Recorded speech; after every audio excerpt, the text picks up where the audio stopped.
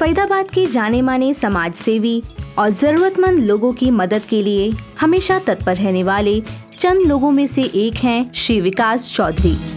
वैसे तो विकास चौधरी किसी परिचय के मोहताज नहीं हैं, लेकिन अपने कल्याणकारी कार्यों से समाज और खासकर युवाओं के दिलों में श्री विकास चौधरी ने खास जगह बनाई है। क्षेत्र के लोगों के लिए तमाम तरह की मुफ्त सुविधाएं, बिजली पानी की समस्या, प्रशासन की अनदेखी या फिर लोगों के हितों की लड़ाई का मामला हो, जनता से जुड़े हर मुद्दे को लेकर ईमानदारी, लगन और निष्ठा के प्रतिमान हैं विकास चौधरी। श्री विकास चौधरी का जन्म एक मध्यम वर्गीय परिवार में 19 जनवरी 1977 को हुआ। पिता का नाम श्री रामचंद्र चौधरी और माता का नाम श्रीमती कुसुमलता चौधरी है। फरीदाबाद में सेक्टर 14 के डीएवी स्कूल से पढ़ाई पूरी करने के बाद विनायक मिशन यूनिवर्सिटी तमिलनाडु से विकास जी ने स्नातक की डिग्री प्राप्त की। विकास जी की शिक्षा की जिज्ञासा यही नहीं रुकी। लोगों की समस्याओं को और गहराई से समझने के लिए वो इस समय जोधपुर यूनिवर्सिटी से मास्टर इन सोशल सर्विसेज कर रहे हैं। बचपन से एक मेधावी छात्र रहे श्री विकास जी ने पढ़ाई एवं खेलों में सदैव उत्कृष्ट प्रदर्शन किया और अनेक सम्मान और पुरस्कार प्राप्त किए। शुरू से ही ये थोड़ा सा समाज सेवा के प्रति और एक धार्मिक प्रवृत्ति की तरफ इसका ज़्यादा झुकाव रहा है बचपन से ही। कई बार तो मैं बड़ा हैरान होता था कि छोटी उम्र है, समाज के प्रति, गरीबों के प्रति इसको ये देन कहाँ से मिली, इसको ये जर्म्स कहाँ से इसके अंदर पैदा हुए। कई बार तो मैं बड़ा हैरान होता था। कई बार मैंने इससे बात की तो कहता था, पापा मैं चाहता हूँ कि थोड़ा सा उस समाज के प्रति जो है मैं समाज को कुछ दूँ। हमेशा इसकी प्रवृत्ति कुछ देने की होती थी, लेने की नहीं होती थी कभी। विकास बचपन से ही बहुत नम्र स्वभाव का था और गरीबों की बहुत मदद करता था। वो किसी भी गरीब आदमी को देख के बहुत दुखी होता है। कॉलेज के समय से ही राजनीति एवं संगठन के प्रति बेहद रुचि रखने वाले विकास जी कभी किसी पद की लालसा किए बिना जरूरतमंद लोगों और समाज के हर वर्ग के लिए महत्वपूर्ण कार्य करते चले गए। उनकी इसी कार्यशैली को देखते हुए श्री अजय चौटाला जी ने उन्हें युवा संगठन की बागडोर संभालने की बड़ी जिम्मेदारी सौंप दी, जिसे विकास जी ने बेहद जुनून और कड़ी मेहनत के साथ उस मुकाम तक पहुंचाया जिसकी किसी ने कल्पना भी नहीं की थी। इन सब के बीच उन्होंने अपने कर्मों को सर्वोपरि रखा और इसी का नतीजा था कि वह समाज की हर परेशानी को अपनी समझकर दूर करने के लिए हर लड़ाई लड़ने लगे और सफलता उनके कदम चूमती चली गई। यहाँ जितने भी नेता रहे उन्होंने फरीदाबाद का दोहन करा है, फरीदाबाद को उन्होंने लूटने का काम करा है, फरीदाबाद का भला कभी नहीं करा। हमारे जो पहले सांसद थे, ये जो विधायक रहे हैं, उन्होंने जब यहाँ टोल टैक्स लगा तब कोई विरोध नहीं करा। हमारे जो नए सांसद बने हैं, जो नए विधायक हैं, इन्होंने तो अपने मैनिफेस्टो में ये भी लिखवाया कि जब भी ये फरीदाबाद में मैं विधायक एमपी बनूंगा मैनिफेस्टो में, तो मैं इन करों से मुक्ति दिलवाऊंगा आपको, टोल टैक्स से। आज वो यहाँ के राज्य मंत्री भी हैं, उन पर यही विभाग है सरकार के, तब भी उन्होंने हटाया। उसका कारण है, इसलिए कांग्रेस ने और भाजपा ने एक दूसरे के साथ फ्रेंडली मैच खेला है। हमारी पार्टी ने इस बारे में कई बार विरोध भी किया है। मैंने खुद ने अपनी तरफ से अभी फरीदाबाद गुड़गांव टोल रोड का विरोध किया था। हमने वहाँ जाकर एक दिन प्रदर्शन भी किया था, जिसका असर ये रहा कि जो उन्होंने टोल दरें बढ़ाई थी वो तो उन्होंने घटा ली हैं, लेकिन टोल टैक्स नहीं हटाया। तो मैं आपको ये आश्वासन दिलाना चाहूँगा, जब भी हमारी सरकार बनेगी तो हम टोल टैक्स हटवाएंगे यहाँ से। उसके पीछे एक आम आदमी की आप इच्छा जानिए, जब वो कार लेता है तो उसके साथ पहले ही रोड टैक्स ले जाता है लाइफ टाइम का, और फिर रोड टैक्स जब वो रोड पर चलता है तो उसे टोल टैक्स के नाम पे लूटा जाता है। तो दोहरी मार होगी ना, या तो आप रोड टैक्स लेना बंद कीजिए फुल टाइम कार के लिए, या टोल टैक्स लेना बंद कीजिए। उनकी कड़ी मेहनत और लगन का ही फल था कि उन्हें कई बार महत्वपूर्ण पदों पर चुना गया। श्री विकास जी का मानना है कि युवाओं के विकास के लिए खेलों को बढ़ावा देना अति आवश्यक है। इसी सोच के तहत उन्होंने खेलों में युवाओं के उज्जवल भविष्य के लिए उनकी लगन और प्रतिभा को देखते हुए खेलों के विकास पर विशेष ध्यान दिया और कई बार क्रिकेट, फुटबॉल, बॉक्सिंग और रेसलिंग जैसे खेलों की अनेक प्रतियोगिताओं का आयोजन अपने पैसों से किया। खेलों में उनकी रुचि और विचारों को देखते हुए उन्हें हरियाणा कबड्डी एसोसिएशन का चेयरमैन चुना गया। हमारे 12 सेक्टर में स्टेडियम है, लेकिन वहाँ कोचेज नहीं है। बच्चे जाते हैं तो वहाँ प्राइवेट कोच आते हैं जो फीस लेकर के बच्चों को सिखाते हैं। उसमें मैं ये मानता हूँ कि जो रिच फैमिलीज़ के बच्चे हैं वो तो ले लेते हैं, लेकिन जो मध्यम वर्ग के बच्चे हैं, जो लोअर क्लास के बच्चे हैं, उनको कोई सुविधा नहीं है। वो स्टेडियम होना और ना होना बराबर है, क्योंकि वहाँ वो जाते हैं उनको कोई सुविधा नहीं मिल पाती। खाली ग्राउंड पड़ा है, जिस बच्चे को कुछ करना नहीं आता खेल में, उसको कोई कोच तो चाहिए सिखाने के लिए। और जो सरकार ने जो कोच अपॉइंट कर रखे वो खाना पूर्ति करते हैं, अपने रिश्तेदारों को, अपने जानकारों के बच्चों को सिखाते हैं, और वो भी उस माध्यम से फीस लेते हैं। तो मैं अगर आऊँगा तो सबसे पहले मेरा मानना यह है कि कोई भी शिष्य बिना गुरु के आगे नहीं निकल सकता। इसीलिए अगर किसी को स्पोर्ट्स में आगे जाना है तो उसके लिए कोचेज़ बहुत ज़रूरी है, और मैं इस पर जोर दूंगा। सरकार की तरफ से कभी भी कोई ऐसी सुविधाएं नहीं देगी कि बच्चे आगे बढ़े। अब जा कर के हमारी पार्टी के जो सुप्रीमो ओम प्रकाश चौटाला, इन्होंने ही ये शुरुआत करी कि कोई बच्चा बाहर से जीत के आएगा, विदेश से मेडल लेके आएगा, तो उसको प्रोत्साहन देने की राशि रखी थी।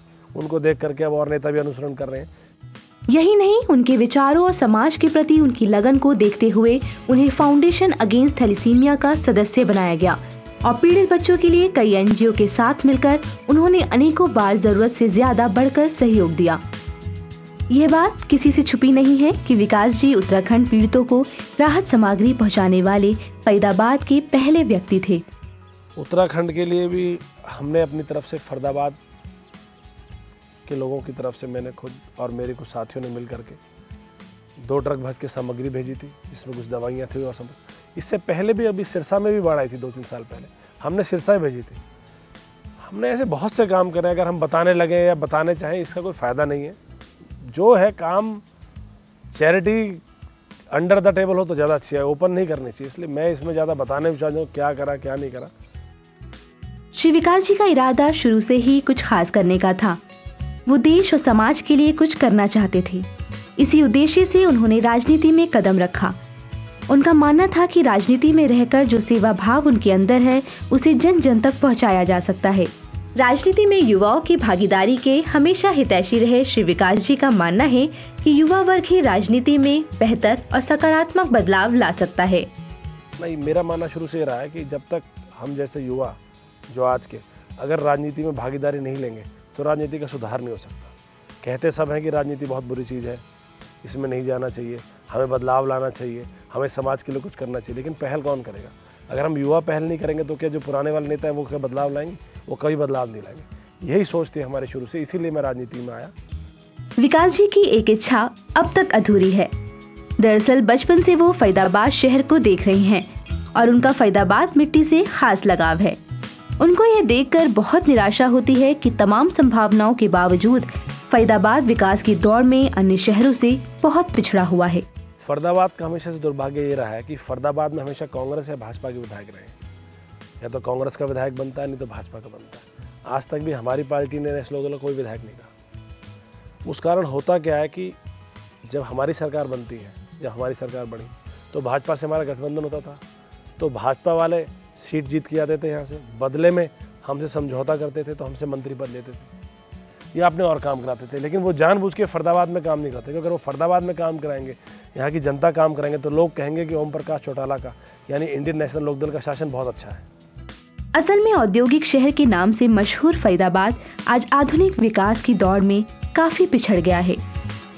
सरकार की अनदेखी का शिकार ये खूबसूरत शहर आज तमाम तरह की विकट समस्याओं से जूझ रहा है, जिसकी वजह से शहर के मुख्य रास्ते जर्जर हालत में हैं। इन रास्तों पर से गुजरना लोगों के लिए परेशानी का सबब बना हुआ है। सड़कों पर बड़े बड़े गड्ढे खुद ही अपने हालात बयान कर रहे हैं कि इन सड़कों की वजह से घंटों लोग जाम में फंसे रहते हैं। हाईवे से सटे नीलम फ्लाईओवर का हाल भी कुछ ऐसा ही है। यहाँ पर घंटों घंटों जाम की स्थिति बनी रहती है। इतना बड़ा औद्योगिक शहर होने के बाद भी क्या फरीदाबाद की यही नियति बन चुकी है? यही कारण है कि लोगों के दिमाग में दिनों दिन राज्य की कांग्रेस सरकार के प्रति असंतोष बढ़ता जा रहा है। फरीदाबाद आज भी बिजली पानी जैसी मूलभूत सुविधाओं से कोसों दूर है। बिजली की स्थिति 3 बड़े पावर स्टेशन होने के बाद भी बहुत खराब है तथा पानी के लिए भी लोगों को भारी दिक्कतों का सामना करना पड़ता है। अगर हम इस शहर में सुरक्षा और क्राइम की बात करें तो बहुत ही अफसोस और डर की भावना पैदा होती है। आए दिन महिलाओं के साथ होती वारदातें खुद ये साबित करती हैं कि यहाँ सुरक्षा व्यवस्था का हाल कितना चौपट है। लेकिन हमारी प्रायोरिटी जो है वो पूरी रहेगी महिलाओं की सुरक्षा को लेकर के, क्योंकि मेरी खुद की 2 डॉटर हैं। तो जब हमारी जो 2 बेटियां हैं तो हम इस बात को जानते हैं कि एक महिला की, एक बेटी की सुरक्षा क्या होती है। एक तो महंगाई भी इतनी ज्यादा है, ऊपर से स्कूल भी अपनी फीस बिना किसी आधार के बढ़ा देते हैं और सरकार की अनदेखी आम जनता पर भारी पड़ती है। जो प्राइवेट स्कूलों की फीस बढ़ रही है, उनका एक बहुत सिंपल और साधारण सा फंडा है। जितने भी स्कूल मालिक हैं यहाँ पर, उनको पास एक कोटा होता है गरीब बच्चों को पढ़ाने के लिए, लेकिन उस कोटे के नाम पे वो किसी को भी शामिल नहीं कर रहे। इसमें हमारे प्रशासन की खासकर कमी रही है। हमारे यहाँ के जितने भी अफसर हैं, उन्होंने या तो साठगांठ कर रखी है स्कूल वालों से के साथ, या उनके कहीं ना कहीं कोई संपर्क है, ऐसे कोई रिलेशन बना रखे, जिस कारण से वो कभी भी स्कूल वालों को बाध्य नहीं करते कि वो अपनी मनमानी को रोक करके और आम आदमी के बारे में सोचें। हमारे शहर में कई दिनों से मैं देखता आ रहा हूँ, अब तो कई सालों से कहूँगा, कई बार एजिटेशन हुए फीस बढ़ने के नाम पर, लेकिन कोई भी सिरे नहीं चढ़ पाया। वो सिरे इसलिए नहीं चढ़ पाया क्योंकि उसमें राजनीतिक आ जाती है हमेशा। और मैं सिर्फ लोगों से यही कहना चाहूँगा कि सब लोगों को फरीदाबाद को बेहतर बनाने के लिए पुरजोर विरोध करना चाहिए इस नीति का, और अफसरों के जो हमारे यहाँ के जो शिक्षा अधिकारी हैं, उनके खिलाफ भी मोर्चा खोलना चाहिए। अब इसे हरगिज बर्दाश्त नहीं किया जाएगा, हमें इस स्थिति को बदलना होगा। श्री विकास चौधरी जी ने फरीदाबाद के विकास और स्वर्णिम भविष्य का जो सपना देखा है और जिस लड़ाई को लड़ने का बेड़ा उठाया है, उसके लिए श्री विकास जी को आपके सहयोग और समर्थन की जरूरत है। आइए और इस उज्जवल सफर में विकास जी के साथ शामिल होकर फरीदाबाद को एक नई तरक्की की राह पर ले चलिए। अगर फरीदाबाद की जनता विकास को एक बार मौका देती है तो वो जितना भी क्राइम है और जो पानी बिजली वगैरह की समस्या है, उसको दूर करने की पूरी कोशिश करेगा। मैंने पीछे उन्हें बुलाया और उन्होंने बच्चों को बुक्स, कापियाँ, ऐसी कई प्रकार की चीज़ें, यूनिफॉर्म वगैरह उनको दी। और जब जब मेरे को उनकी ज़रूरत पड़ी बच्चों के विषय में, तब उन्होंने हमें अपना पूरा सहयोग दिया। इसके अतिरिक्त वे महिलाओं की सुरक्षा के लिए भी बहुत चिंतित रहते हैं, और मैं सभी लोगों से प्रार्थना करती हूँ और आह्वान करती हूँ कि वे ऐसे युवा नेता को अपना नेता अवश्य चुनें, क्योंकि यही ऐसे युवा नेता ही भविष्य में इस देश के काम आ सकते हैं। हमारे फरीदाबाद में जितने भी पॉलिटिकल पार्टीज़ के यंग पॉलिटिशियंस हैं, उन सब में विकास जी एक अपना अलग से मुकाम रखते हैं, जो कि सोशली भी हैं, यूथ के साथ भी हैं, बुज़ुर्गों के साथ भी हैं और NGOs के साथ भी हैं। हमारे शहर के अंदर कोई भी सोसाइटीज़ हैं उसमें भी पार्टिसिपेट करते हैं, धर्म के भी काम करते हैं, स्कूलों में भी जाते हैं, इवन देन झुग्गियों में भी मैंने देखा है उनको, न्यूज़ में भी पढ़ा है, देखता रहता हूँ, वहाँ पे भी जाके अपना काम करते हैं। मारा पीटी होता है, 2-2 घंटा 4-4 घंटा पावर चली जाती है, फिर विकास को फ़ोन करके पानी मंगवाती हूँ, वो फ्री सेवा में फ्री मुफ्त पानी देते हैं। विकास चौधरी का समाज के प्रति जो जज्बा, जुनून और जोश मैं देखता हूँ, मैं अपील करना चाहूँगा समाज के हर वर्ग को, क्योंकि ये जो युवा नेता है ये समाज के हर क्षेत्र से, हर वर्ग से जुड़ा है, सर्वधर्म में विश्वास रखने वाले हैं, और विशेष रूप से जो शिक्षा के प्रति और राष्ट्र के प्रति जो इनका प्यार है, मैं चाहूँगा और अपील करूँगा पूरी समाज से कि ऐसे युवक को एक मौका ज़रूर दें। हमारे उधर कांग्रेस ने एक ट्यूबवेल लगा रखा है, उसमें हम लोगों को तो पानी भरने नहीं देते हैं, भगा देते हैं वहाँ से, पानी भर जाता है, ट्यूबवेल बंद कर देते हैं, कह रहे तुम लोगों के लिए ट्यूबवेल नहीं लगवाया, ये कांग्रेस ने, हमारा भाई है, हमारे लिए लगवाया। हमने कहा ठीक है, हम किसी और को चुनेंगे। फिर अगर हमें मौका मिलता है तो हम फरीदाबाद में विकास कराएंगे, क्योंकि हम बचपन से फरीदाबाद में रहे, यहीं पले बड़े, यहीं स्कूलिंग हुई हमारी, तो हमने शुरू से तब से देखा है फरीदाबाद को। जब हम छोटे थे तो फरीदाबाद नंबर 1 पे आता था, हरियाणा में भी और NCR में भी लोग कहा करते थे कि फरीदाबाद इंडस्ट्रियल हब है। आज हमारे समकालीन गुड़गांव और नोएडा इतने आगे चले गए और फरीदाबाद डाउन चला गया, तब कि आपको जान के हैरानी होगी फरीदाबाद आज भी सबसे ज़्यादा टैक्स देता है हरियाणा में, और आप गुड़गांव को देखिए, गुड़गांव कहाँ पहुँच गया। तो इसमें कहीं ना कहीं हमारे यहाँ के स्थानीय विधायकों की कमी रही है, जिन्होंने आज तक भी फरीदाबाद की आवाज़ को ढंग से नहीं उठाया। इन्होंने वोटें तो लिए लोगों से, लेकिन अपनी जेबें भरने के लिए इन्होंने फरीदाबाद में कोई काम नहीं करा। तो हमारी कोशिश यही रहेगी कि हम फरीदाबाद में अच्छे काम कराएं। मैं रीत चौधरी विकास चौधरी की बेटी हूँ। मेरी सोच ये है कि आंदोलन करने और कानून को ब्लेम करने से अच्छा है कि आप वोट दें और शिकायत करना छोड़ दें। 24 घंटे हर सुविधा उपलब्ध, विकास जी का यही अरमान। इंडियन नेशनल लोकदल से जुड़कर विकास जी ने इस बदलाव के लिए कदम बढ़ा दिए हैं। मेरी हिम्मत को सराहो, मेरे हमराह चलो, मैंने एक शम्मा जलाई है हवाओं के खिलाफ। फरीदाबाद की खुशहाली के लिए आप अपना कीमती वोट देकर श्री विकास चौधरी को कामयाब बनाएं। युवा सोच, मजबूत इरादे।